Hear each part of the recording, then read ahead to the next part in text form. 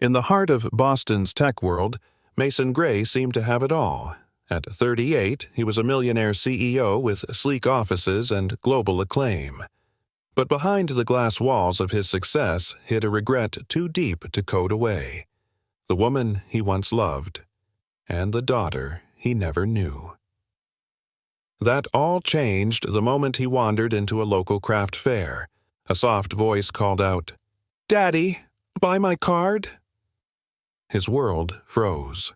A 9-year-old girl, gentle and creative, stood before him, Mia, with eyes like Emma's, the ex-girlfriend he lost years ago. Mason's heart wavered. Could this little girl be his? Haunted by what could have been, he digs into the past. What he finds is shocking. His own father, Fred, had destroyed a message from Emma, all to protect the family fortune. Mason wasn't heartless. He'd been lied to. Now, he's done waiting. Skipping boardrooms for card tables, he builds a workshop for kids like Mia. He buys her cards daily. But will Emma ever forgive him? And can a handmade card become the bridge that heals what money never could? Stay to see the confrontation, the truth, and the family born again through love, ink, and folded paper. Subscribe to see this heartfelt story unfold. Boston pulsed outside the glass walls of Graytech's 34th floor. Inside, the hum of innovation was constant. Screens flickered, assistants whispered, and deals were inked on sleek, glowing tablets. But Mason Gray didn't hear any of it.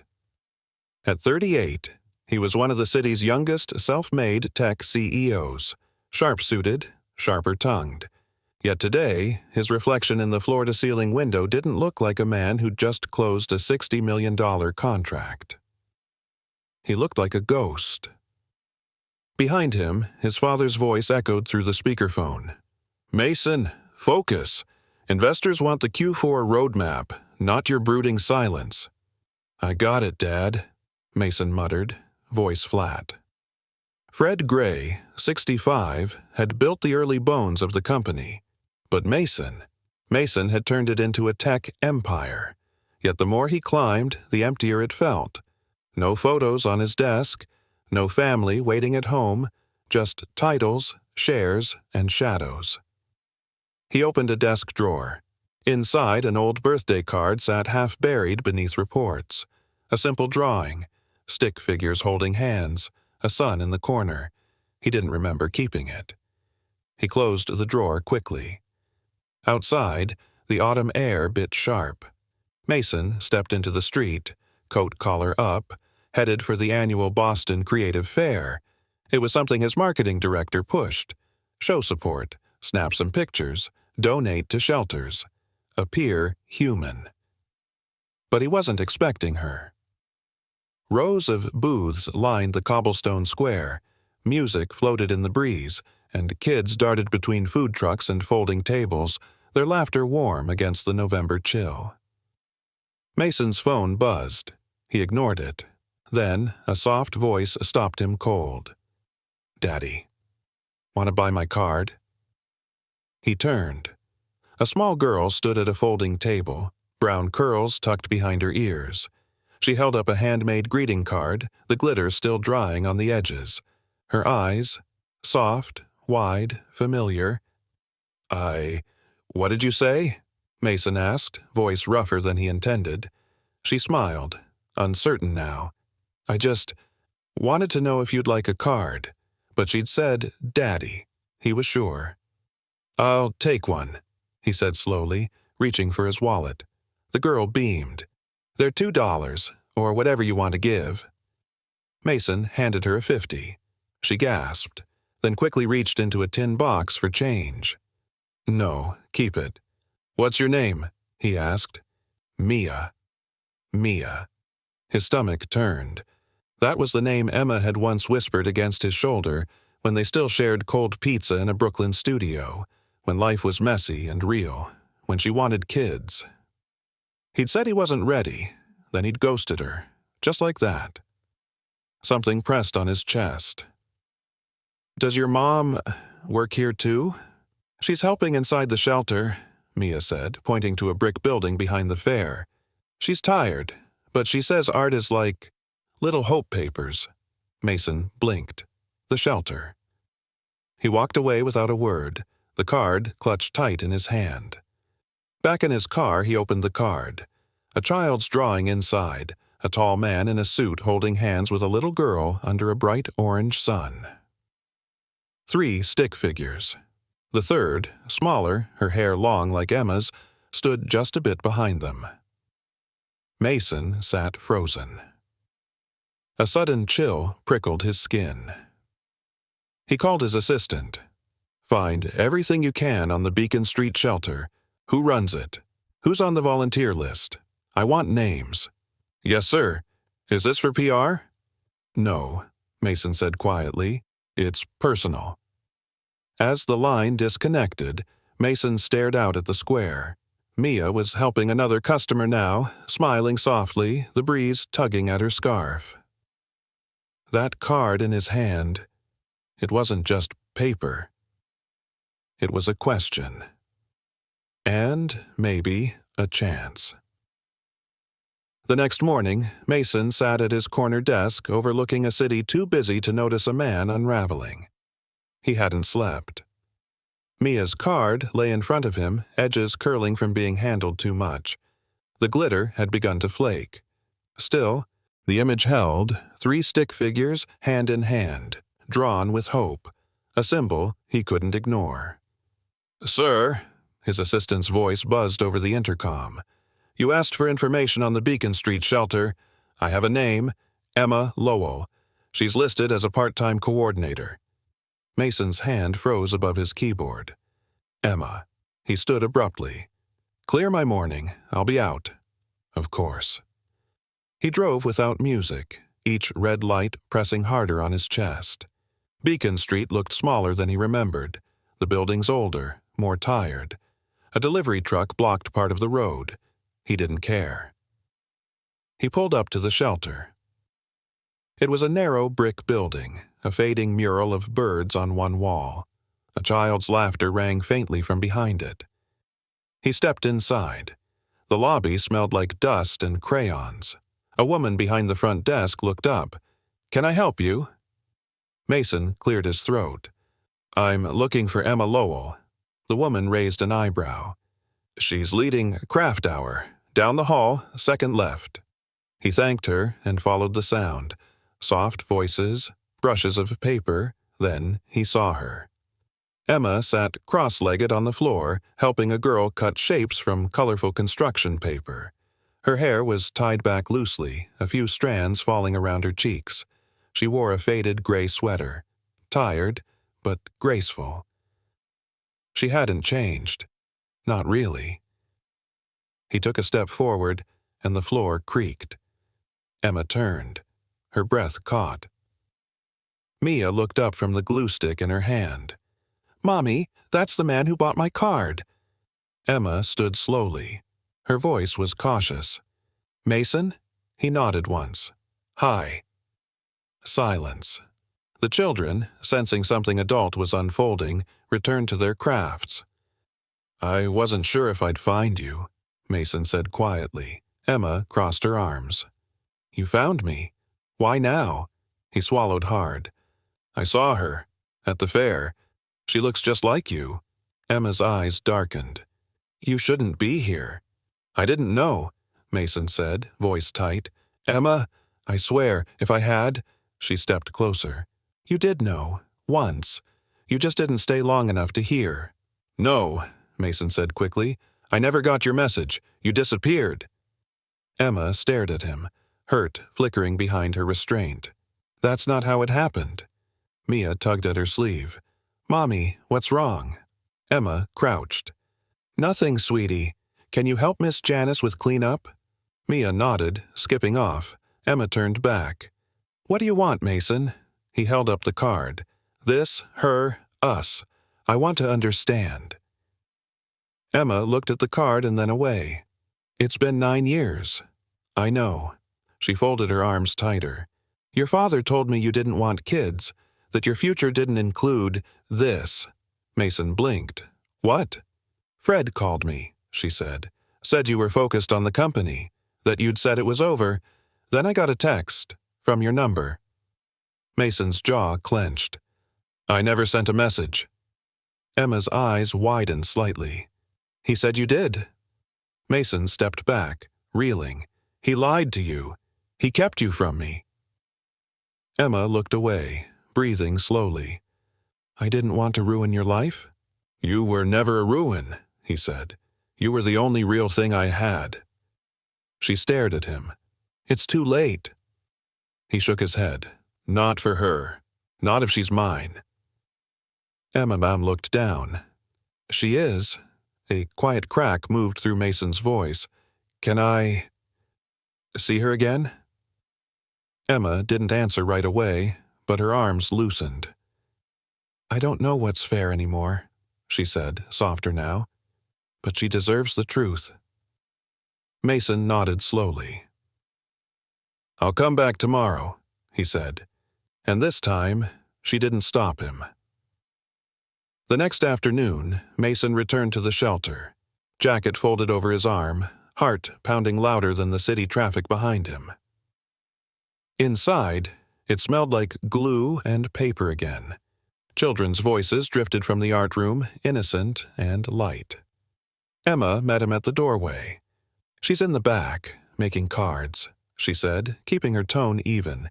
"She doesn't know everything." "I won't push," Mason said. "I just want to see her." Emma hesitated, then stepped aside. Mia sat cross-legged at a small table, focused on a new project. Glitter stuck to her fingers. Scraps of paper fluttered on the floor around her. A pair of safety scissors rested by her elbow, and in front of her sat a card, half finished, a drawing of a tree with hearts for leaves. Mason took a breath. "That's beautiful." Mia looked up, surprised. Then she smiled. "You came back." He nodded, crouching down beside her. "I said I would." She held up the card. "I'm making this for my mom, for her birthday. She likes trees. They make her feel safe." Mason's throat tightened. "She's right. Trees don't leave." Mia tilted her head. "Do you make cards?" He smiled. "Not yet, but maybe you can teach me." Mia giggled. "Okay, but no glitter disasters." Behind them, Emma watched silently. Mia handed Mason a blank card. "Draw something. Anything. What do you miss?" He hesitated. Then, with clumsy hands, he began sketching a small boat under a moon. It wasn't perfect, but it was honest. "My mom says you should always put truth in art," Mia said softly. "She's a smart woman." "Are you friends now?" she asked, peeking at him with cautious eyes. Mason glanced toward Emma. "I hope so." Mia beamed. "Then I'll make a card about that too." After an hour, Emma called Mia over to wash up. As the water ran in the nearby sink, Emma approached Mason. "She's never opened up like that to anyone outside the shelter." "She's incredible," Mason said. "She reminds me of you." Emma exhaled. "It's been hard, raising her alone, but worth it." He nodded slowly. "Emma, I need to know what happened." She crossed her arms, but her voice was softer this time. "After I found out I was pregnant, I tried calling you. I emailed. Nothing. I swear I never got anything. My last message said I was keeping her," Emma whispered. "A week later, your dad called." Mason stiffened. "He called you?" "He said you'd moved on, that you were preparing to take over Gray Tech, that I should stay quiet and do what was best for you." Mason's jaw locked. "He never told me anything." "I didn't believe him, not at first," she said. "But then I got a text. From your number, it said, 'Don't contact me again, I don't want this.'" His heart dropped. "I never sent that." Emma looked away. "I thought maybe you hated me, or were scared." "I was scared, but not of you," Mason said. "I was scared of becoming my father." She looked at him now, fully. Mason reached into his coat pocket and pulled out Mia's original card, the one from the fair. "She gave me this. It stopped me in my tracks." Emma took it gently. Her fingers brushed his. "She's been drawing you for years," she said, "even before she knew your name." Mason's voice cracked. "I missed 9 years I didn't have to lose." Emma's expression wavered. "So, what now?" "I don't want to vanish again," he said. "I want to be in her life, if you'll let me." Emma didn't speak, but her silence wasn't a wall. It was a door slowly creaking open. Mia returned, hands damp, sleeves pushed up. "Look," she said, holding up a fresh card. "It's all 3 of us, on a bench under the tree." Mason knelt beside her. "It's perfect." She grinned. "We can keep making more." And somehow, he knew this card wasn't just a drawing. It was a beginning. The next few days passed in quiet, uncertain steps. Mason returned each afternoon, always bringing new markers, cardstock, or stencils. It gave him a reason to stay, and a way to contribute without overstepping. Mia welcomed him each time with a smile that melted the chill in his chest. But Emma remained cautious. One evening, as dusk settled over Boston and the shelter lights flickered on, Mason stayed late. The kids had gone, the room quiet except for the soft rustle of paper and the ticking of a wall clock. Emma stacked supplies in the corner. Mason approached, holding up a crooked card he'd made. 2 owls in a tree, wide-eyed and uneven. "I'm still terrible at these," he said with a half-smile. Emma glanced over, amused despite herself. "You've improved. Your owls finally have wings." They both laughed softly. It felt like a window had opened. He cleared his throat. "Emma, do you still have the message my dad sent?" She paused. "No, I deleted it. I didn't want to keep something that hurt." "I understand," Mason said. "But if he faked my number—" She looked at him. "You think he did?" "I know how he works. Image, legacy, control. He never wanted me tied to anything he didn't plan." Emma sat down across from him. "I wanted to believe you'd come back, but after that call, the message, I couldn't risk it." He leaned forward, voice low. "Then let me prove it was a lie." Before she could answer, Mia burst in with a fresh card. "Look what I made." She held it high. It was the same 3 of them, now holding paintbrushes under a banner that read, "Art Day." Mason crouched to her level. "That's amazing, Mia." Emma stood quietly, watching the 2 of them. Something inside her softened further. "Hey," Mia said, tugging at his sleeve. "Can you come this Saturday? We're selling cards again, like the first time." "Of course," Mason said. "I wouldn't miss it." She beamed. "Mom says maybe we can even get hot cocoa after." Mason looked up at Emma. She met his gaze, then nodded faintly. The next day, Mason sat in his office staring at the skyline, but it felt distant now, like a place he'd left behind. His phone buzzed. "Fred," he picked up. "Son," Fred said, chipper, "I hear you've been spending time at a shelter." Mason's voice was cool. "Is that a problem?" "Well," Fred said carefully, "you're weeks away from the investor conference. This isn't the time to get sentimental." "Dad," Mason said slowly, "did you ever speak to Emma? Years ago?" Silence. Mason leaned forward. "Did you tell her I didn't want kids? That she should disappear?" Fred's tone shifted. "We did what was necessary. You were about to step into your role. That girl, she was a distraction. She's the mother of my child." "She's no fit for Gray Tech," Fred snapped. "We protected your future. You should thank me." Mason's jaw clenched. "You faked that message, didn't you?" Fred hesitated. "It was for the greater good."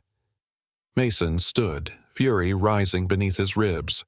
"You stole 9 years from me. You made her think I abandoned them." "She was never part of the plan, Mason." "Well, she is now," Mason said, voice hard, "and so is Mia." He ended the call, hands shaking. The next morning, he showed up early at the shelter with pastries and a large box of craft supplies. Mia gasped. "For us?" "For you, and your card table." Emma smiled faintly. "That's very generous." "I want to help," he said. "Not just today.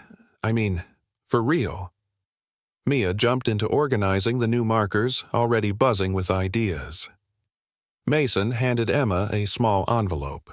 "I asked a tech forensics firm to trace the text. It came from a burner, bought by a Gray Tech assistant, under Dad's department." Emma's eyes filled. "So, it's true." Mason nodded. "And I'm done letting him shape my life." Emma looked at him. Longer this time. Outside, the sun broke through gray clouds. And in Mia's hands, a new card was forming, one with gold stars and the word beginning in careful letters. The Saturday fair bloomed with color and noise. Streamers danced in the wind. Kids ran between booths holding paper flowers and cookies wrapped in plastic. At the center of it all stood Mia, grinning behind her card table, wearing a rainbow apron with paint smudges on the pocket. Mason arrived early, sleeves rolled up, a thermos of cocoa in one hand and a small sign he'd made in the other. He set the sign beside Mia's display. In bold letters it read, "Cards of Hope, handcrafted by Mia and friends." Mia squealed. "You made a sign?" "I had some help," Mason said with a smile, "and maybe a crash course in bubble letters." Emma watched from a few feet away, arms crossed, but a faint smile tugged at her lips. Customers trickled in. Mason stayed close, helping Mia count change and hold up signs when the wind picked up. Every now and then, Mia whispered, "This one's for the flower fund." Or, "This lady looked sad, so I gave her a free card." Her kindness disarmed him. By noon, the table was half empty. "Want to take a break?" he asked.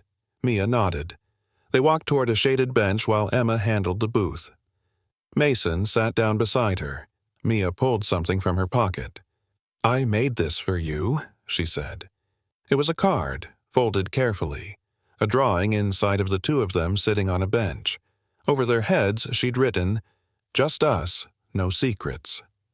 Mason blinked hard. This is everything." Mia looked up at him. "Are you really my dad?" He didn't answer right away. He held the card like it was glass. "I want to be, if you'll let me." She nodded slowly. "I think I always knew." Emma approached quietly. "Hey, the last few are selling fast. You've got a fan club." Mason stood. "She's the artist. I'm just her assistant." Emma looked at the card in his hand. Her expression softened. That's her favorite kind of drawing. People under trees, saying true things. They returned to the booth. An older couple lingered at the corner, admiring Mia's work. "Your daughter's talented," the woman said. Mason glanced at Emma, unsure how to respond. Emma stepped forward. "She is. We're very proud of her." Something shifted in the way she said "we." By day's end, only a few cards remained. Mia hugged a shoebox full of earnings like it was treasure. "We're gonna buy more glitter," she declared. On the way home, they stopped for cocoa at a small cafe. Mason sat across from Mia, watching her sprinkle cinnamon on the foam like it was magic. He turned to Emma. "I still can't believe I missed all this." Emma sipped her drink. "We managed, but..."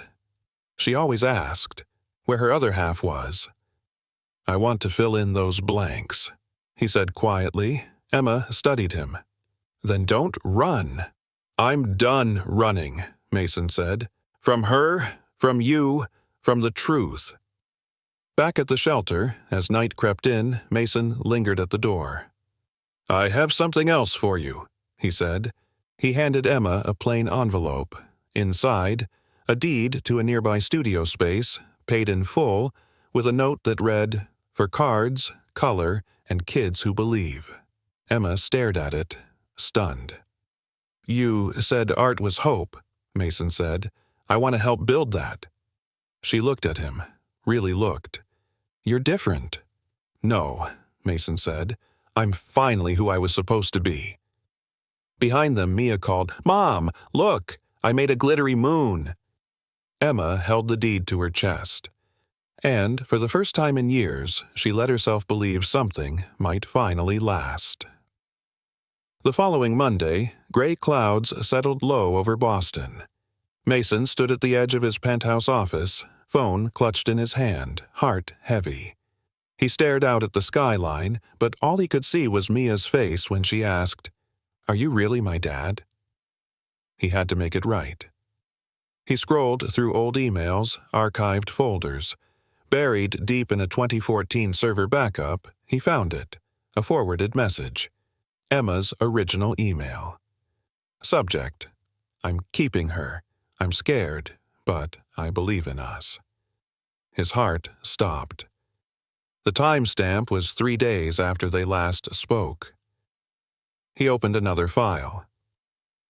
The next message: "Don't contact me again. I don't want this." Sent from a spoofed address under his name. Mason closed his eyes. It wasn't a guess anymore. It was a theft. He grabbed his coat and headed straight to the shelter. Inside, Emma was helping the kids sort paints. She looked up surprised. "Everything okay?" "I found it," he said. "Your email, and the fake reply." She froze. He handed her his phone. She read both messages slowly, jaw tightening. "He sent that," she whispered. "He hijacked our lives," Mason said, "to protect the company." Emma's eyes shimmered, but her voice stayed calm. "I almost didn't keep her. I was young, scared, but that letter you never saw. It was hope." Mason stepped closer. "You did it alone. You were brave." She looked at him. "So, what now?" "I need to be her father," Mason said, "and I want to do it right." Emma exhaled, nodding slowly. "Then we do it together." That night, Mason called his lawyer. "I want to establish paternity," he said, "and petition for shared custody." There was a long pause. "You're sure?" "I've never been more sure." The next weeks blurred into paperwork, court appointments, and long phone calls with family services. Emma was cooperative, supportive even. But the process was slow. One morning, Mason sat with Mia on the shelter porch. She handed him a folded card, tied with a green ribbon. "What's this?" he asked. "Open it." Inside was a drawing, her standing between him and Emma, holding their hands. Above it, she'd written, "Not half whole." Mason's throat tightened. "You made this?" "I think it's our real family picture," Mia said. "Mom says families are made with love, not just paper." Later that day, the social worker met with Mason and Emma in a small conference room. The woman reviewed the file, glasses perched low on her nose. "You both understand the challenges here," she said. "There's no name on the birth certificate, and 9 years of absence is hard to overlook." "I didn't know she existed," Mason said, "but I'm here now, and I'm not leaving." Emma spoke next. "He's shown up, every day, not just with money or plans, but with heart." The woman nodded. "It's not final yet, but we'll recommend monitored visitation while the custody process unfolds." Outside, Mia waited with a paper crown on her head, a bucket of markers beside her. "You were gone a long time," she said when they came out. Emma knelt beside her. "We're figuring out the grown-up stuff." Mia nodded. "I saved your favorite marker," she told Mason, holding up a blue one. He took it gently. "Thanks, Mia." She grinned. "Want to draw our workshop now?" They sketched for an hour, sitting on the sidewalk, dreaming in color. As the sun dipped low, Mia turned to him. "Do you think love gets ruined if you wait too long?" Mason blinked. "No," he said softly. "Love waits, even in silence." She handed him a drawing of a house with a heart for a window. "That's where we start again," she whispered. And Mason knew this wasn't a restart. It was the beginning he never got the first time.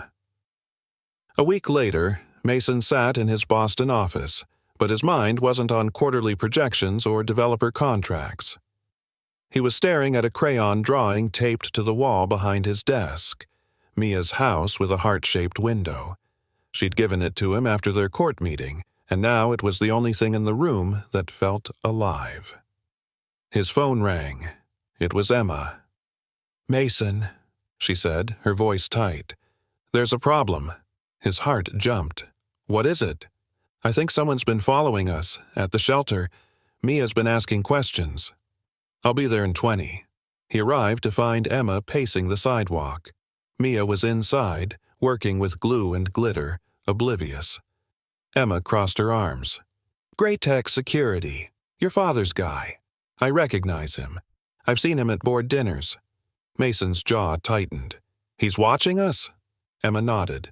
"And he's not subtle." Mason exhaled. "He knows I'm going after shared custody. He's trying to rattle you." Emma met his eyes. "It's working." Mason stepped closer. "Then let me fix this, for both of you." Inside, Mia called out, "Dad, look what I made."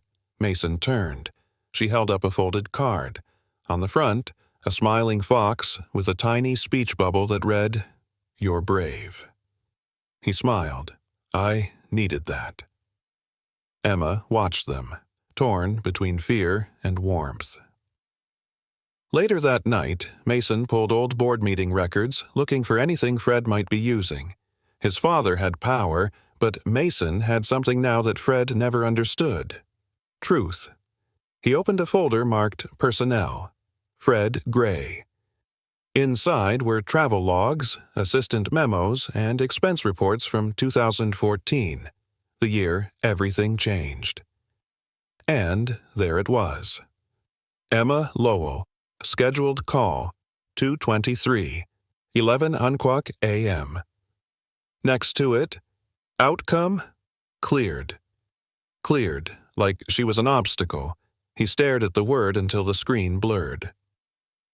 The next morning, Mason returned to the shelter with a printout in hand. "Emma," he said, handing it to her. "Proof. He met with you, logged it like a business errand." She read the page slowly. "He cleared me." Mason's voice shook. "Like you were a risk to my future, to the company." Emma's hands trembled. He never saw her, never even asked about her. Mia came over, holding a fresh card. "Can we all go to the park today?" Emma hesitated, still holding the paper. Mason knelt beside Mia. "What if we made a new kind of card today? A big one, together?" Mia's eyes lit up. "A super card! For our wall!" Emma gave a small laugh and nodded. They spread out on the shelter floor, markers, glue, torn paper, and ribbon flying. The card was a mural by the end, a big sun, 2 trees, a house with lights in the windows, and in the middle, 3 stick figures, holding hands. Mason pointed. "What should we call it?" Mia grinned. "The Never Let Go card." Emma looked at the picture, then at Mason, then at Mia. And she whispered, "I like that." But outside, Fred Gray wasn't done. That evening, a legal notice arrived at Emma's apartment. Petition to block custody agreement pending executive review, filed by Fred Gray on behalf of Gray Tech Holdings. Emma called Mason, her voice shaking. "He's suing," she said, "claiming your role at Gray Tech makes you unstable for shared custody." Mason didn't speak at first. Then, calmly, he said, "Let him come. He's about to find out who I am now." He hung up, then looked at Mia's mural on his wall. 3 figures, no secrets, no silence, no fear. And he knew. This wasn't just a fight for fatherhood. It was a fight for the life they should have had all along. Mason stood in front of the courthouse steps, crisp fall air cutting through his coat. The petition his father had filed wasn't just a delay tactic, it was war. Inside, his lawyer leaned close. Fred's lawyers are arguing that exposure to media scrutiny and executive pressure make you unfit for shared custody. Mason clenched his jaw. They're using my career against me. They're also claiming Emma acted unethically, hiding the child. That could jeopardize her parental standing, too. No, Mason said firmly. We're not letting him erase either of us. After the hearing adjourned, Mason drove straight to the penthouse. The silence inside felt louder than usual. He walked past his sleek furniture, ignored the blinking security panel, and headed for his study. There, tucked under a glass dome, was Mia's Never Let Go card. He lifted the cover and held the card gently, tracing the figures with his thumb. She had drawn herself holding his hand. He called his assistant. I need access to the Internal Communication Archive, year 2014. Fred's correspondence. Sir, that's confidential. I own the server. Just do it. An hour later, Mason sat with a flash drive. It contained everything. Emails between Fred and Graytech's legal team, including one subject line that made his blood run cold. Text to Emma, spoof successful. She's out. Mason printed the email and placed it in a folder. His heart hammered. This was it. The next morning, he walked into the Graytech executive boardroom. Fred was already seated at the head, surrounded by directors. He looked up, cool and smug. Mason, good to see you focused again.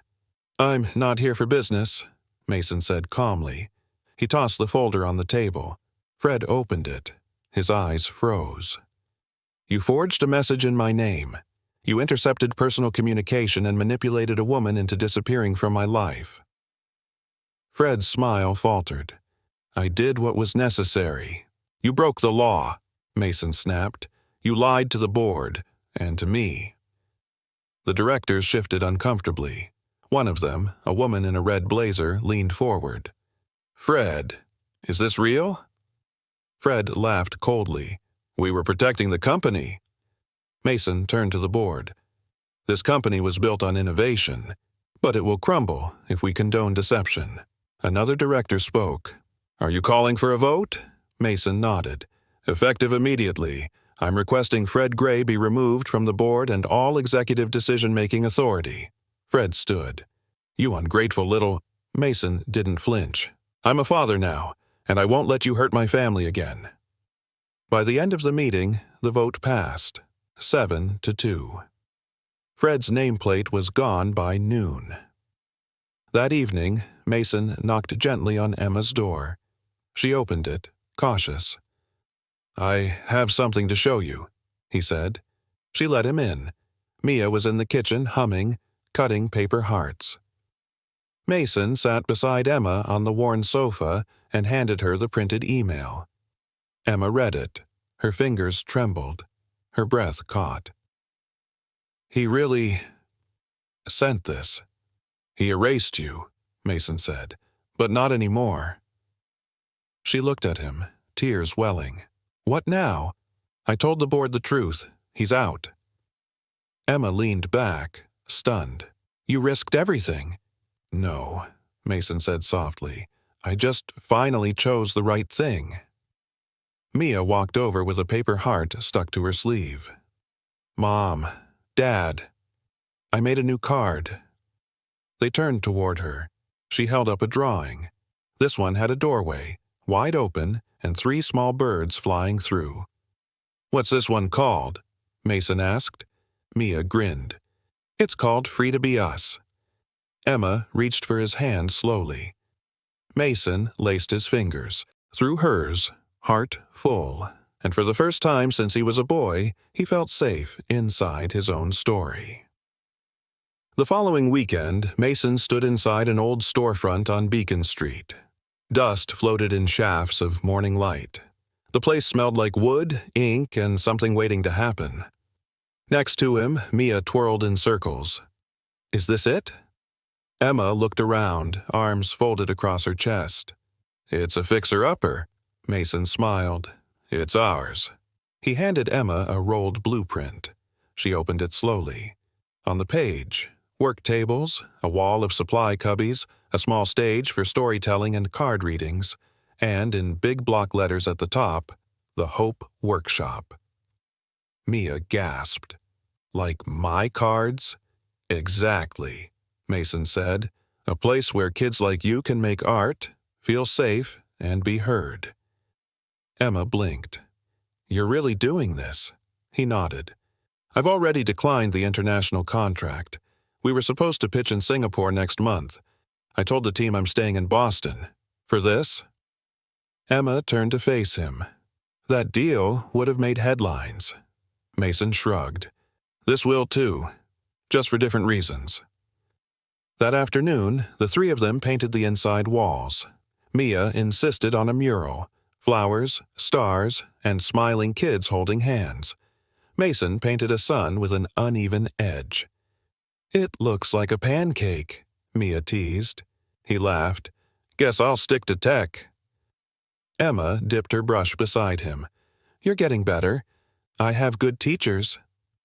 Later, while Emma sorted brushes, Mason stepped outside for air.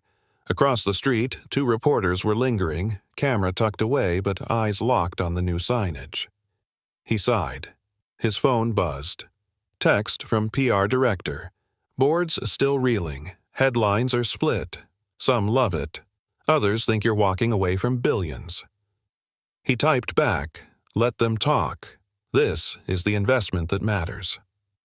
Back inside, Mia tugged on his sleeve. "Want to see something?" She brought him to the back corner, a small desk. On top, 3 cards, taped side by side. First, her original one from the fair. Second, the Never Let Go card.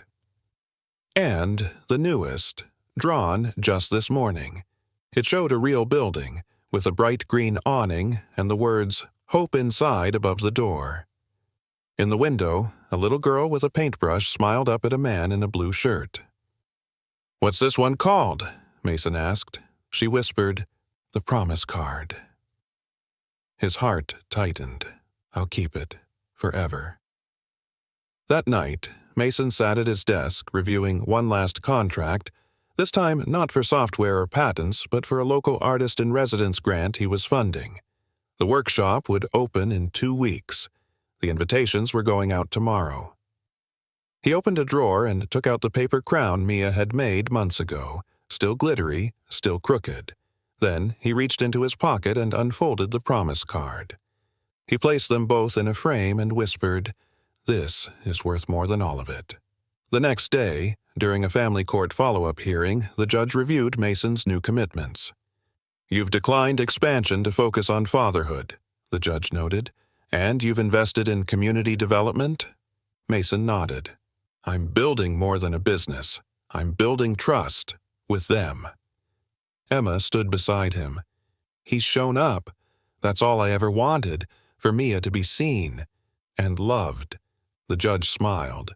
"Then we'll move forward with joint custody." Mason closed his eyes, relief flooding through him. Outside the courtroom, Mia jumped into his arms. "Does this mean we can draw together every week now?" He nodded. "Every single one." Emma walked beside them as they exited the courthouse. Mia looked up. "Can we paint the door of the new workshop blue, like the card?" Mason grinned. "We'll paint it any color you want." And for the first time their steps moved in rhythm, toward something they were all creating together. Not just a workshop. A new beginning. The Hope Workshop opened on a rainy Sunday, but the clouds didn't stop the crowd. Families with umbrellas lined the sidewalk. Reporters lingered at the edge, their cameras lowered for once, watching something real unfold. Inside, the scent of fresh paint and paper filled the air. Ribbons hung from the ceiling, and kids danced between stations, glue guns, paper cutters, stacks of glitter jars. Mia stood at the front table, proudly wearing her crown and a new apron that read Founder. Emma adjusted balloons near the door. Her eyes met Mason's, and he smiled. "We did it." She nodded. "You followed through." A group of kids gathered near the back waiting for the first workshop. Mason leaned down to Mia. "You ready, partner?" Mia grinned. "Always." She clapped twice. "Okay, everyone. Today we're making cards about bravery. But not superhero stuff. Real bravery. Like saying sorry. Or trying again." Mason watched her, heart full. A girl who used to hide in corners now led a room full of kids. Confident. Whole. Midway through the session, Mia tugged on his sleeve. "Dad, I made something for you." She handed him a card, deep green, folded carefully. On the front, a heart made from 2 puzzle pieces. Inside, "You kept your promise. Now I believe." Mason blinked fast. "I'll never let go of this one." Emma approached, overhearing. "She worked on that all week." "She's incredible," Mason said. Emma looked around at the laughing kids, the parents helping their children, the volunteers refilling paint trays. "Your father wouldn't recognize this," she said softly. "No," Mason replied. "That's the point." They stepped into the office corner, a nook with 2 chairs and a tiny bookshelf. A laminated sign above read, "Parent and Me Zone." Emma sat. "You've changed." Mason joined her. "I just remembered who I was before ambition swallowed me. And now?" He looked out at the room. "Now I remember what matters." A bell above the front door jingled. Mason looked up. It was one of the shelter staff, holding a wrapped package. "This came for you," the woman said. "No sender." Mason took it, unwrapped it slowly. Inside, a framed photo. Old, from 10 years ago. Him and Emma on the beach before everything broke. Behind it, a note in unfamiliar handwriting. "He hid this too. I found it in the Graytech archives before I left. You deserve your full story." Emma leaned in. "Who sent that?" "No clue," Mason said, "but maybe someone who still believes in second chances." He placed the photo beside the promise card on his desk. Outside, Mia blew a whistle and announced, "Free drawing time." Kids ran to the mural wall. One boy asked, "Can I paint a dragon hugging a dog?" "Of course," Mia shouted, "as long as they're kind." Mason laughed. "That's definitely your daughter." Emma nudged him. "She's ours." For a moment the noise faded. The rain outside had stopped. A single beam of sunlight streamed through the skylight, landing right on the mural. Mason stepped toward it, lifted Mia's bravery card to the light, and let the glow pass through the heart. Emma came up beside him, quiet. "Do you think it'll last this time?" she asked. Mason turned to her, gently touching her hand. "No more secrets, no more silence," he said. "Only cards and courage." And with that, they stood beneath the golden light, together, surrounded by color, by laughter, by hope made real. A family. One card at a time. The next morning, the workshop doors creaked open early. Mason arrived before sunrise, a box of fresh paper in one hand, Mia's framed promise card in the other. He mounted the card on the front wall beside the words "Hope" inside. It glowed softly in the amber light. Each curve of her handwriting carried something more than color, redemption. Behind him, Emma entered quietly with 2 coffees. "You're here early," she said. Mason nodded. Wanted her words to be the first thing people see. Emma handed him a cup. "She'll love that." Later that day, a school group from the east side came through. The kids were loud, wide-eyed, some shy, others bouncing with energy. Mia led the tour like a pro. "This is our wall of bravery. And this," she said proudly, pointing to the framed card, "this is the card I made for my dad."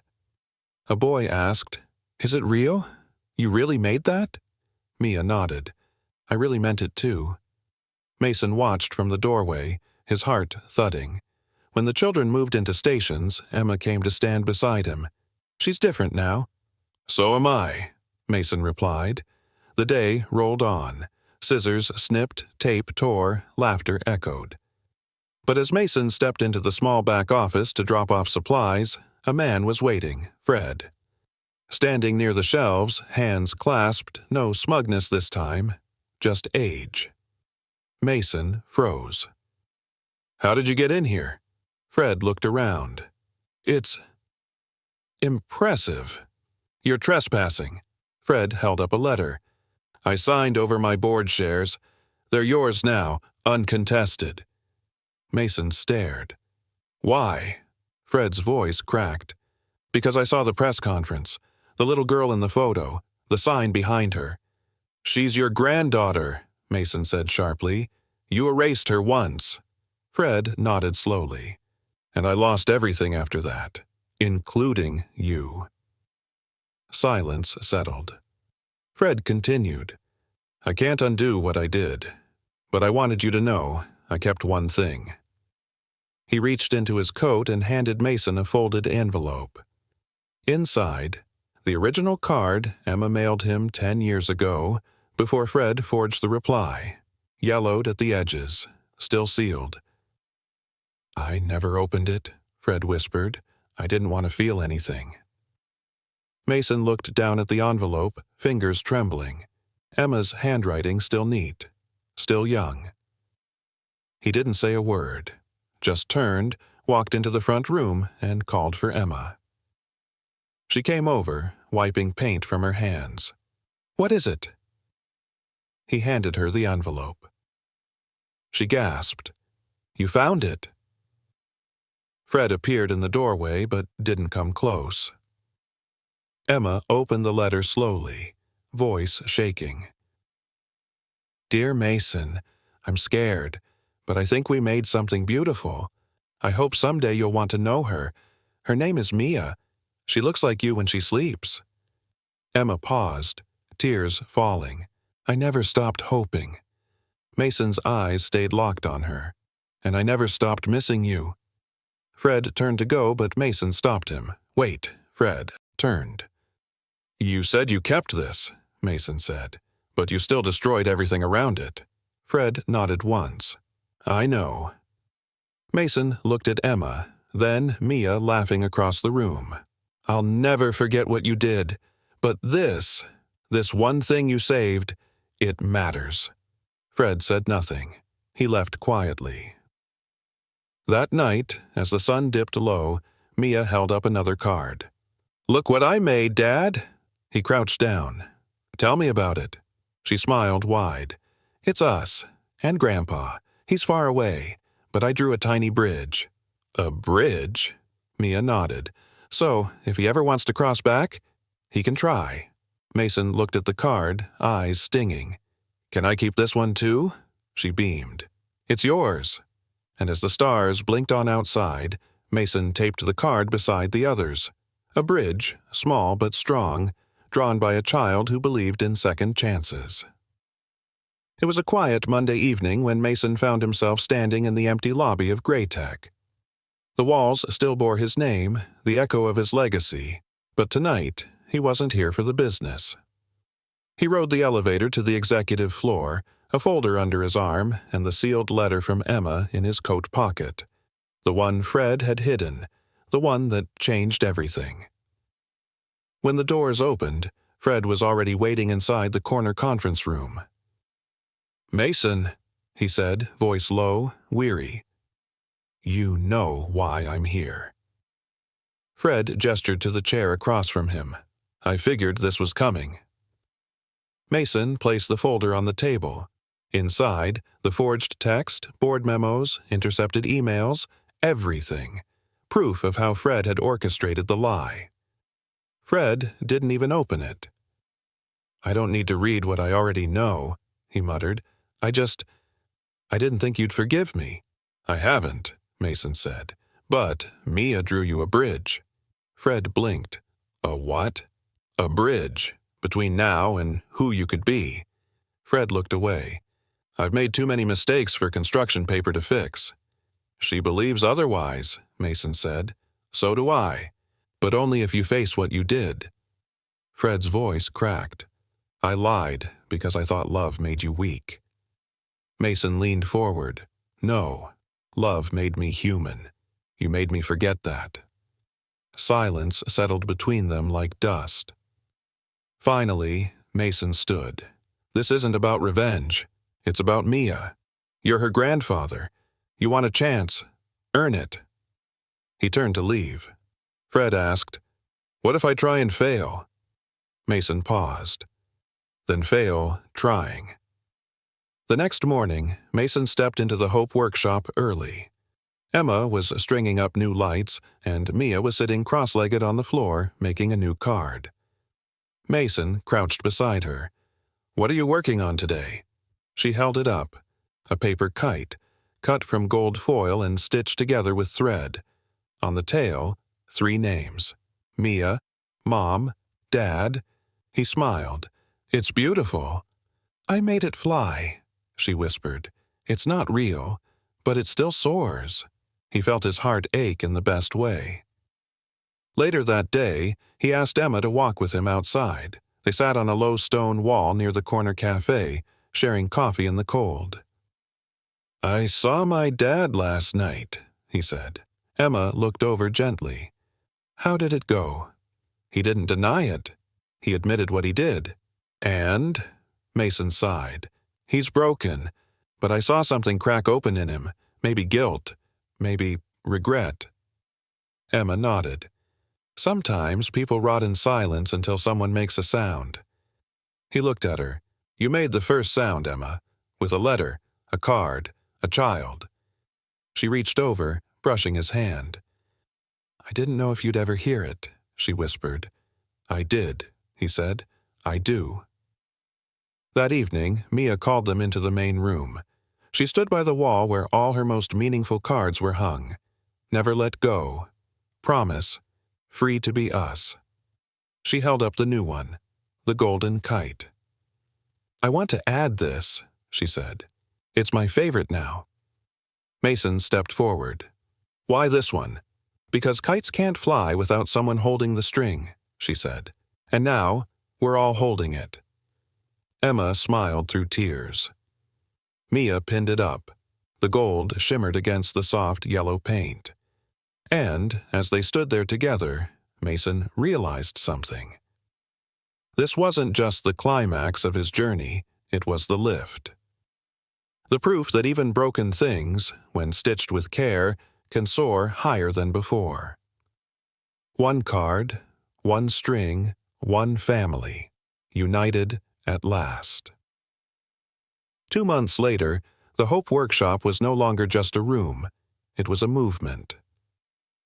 The wall of Mia's cards had grown into a mosaic of dozens, each one made by a child who once felt invisible. Some read, I'm brave now, or Dad came back, or It's okay to cry. Every message stitched hope into the air like quiet confetti. Mason stood at the new East Wing, watching volunteers set up shelves with fresh supplies. Paints, pencils, glue sticks. The air smelled of construction dust and joy. Emma walked in beside him. We're out of space. Again. He smiled. That's a good problem. She handed him a ribbon. You're cutting it. This was your idea. No, he said. It was hers. He pointed to Mia across the room, showing a little boy how to fold paper hearts. Emma chuckled. She thinks she runs the place. She does, Mason replied, and she's good at it.